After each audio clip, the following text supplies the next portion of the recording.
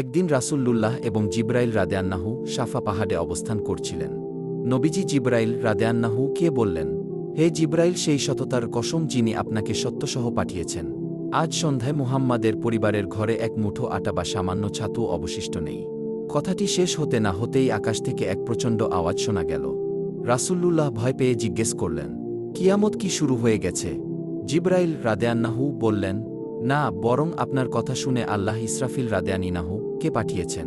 ইসরাফিল রাদিয়াল্লাহু নেমে এসে বললেন, আল্লাহ আপনার কথা শুনেছেন। তিনি আমাকে পৃথিবীর সব ধনাগারের চাবিকাঠি দিয়ে আপনার কাছে পাঠিয়েছেন।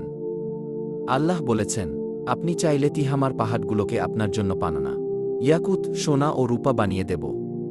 আপনি চাইলে রাজসীয় নবী হতে পারেন, আবার চাইলে বান্দানবী হিসেবেও থাকতে পারেন। জিবরাইল রাদিয়াল্লাহু নবীজিকে বিনলি হওয়ার ইশারা করলেন।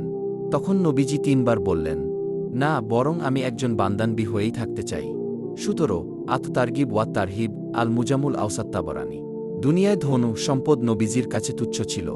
আল্লাহর কাছে রাজত্বের চেয়ে আবদ বা বান্দা হওয়া অনেক সম্মানের।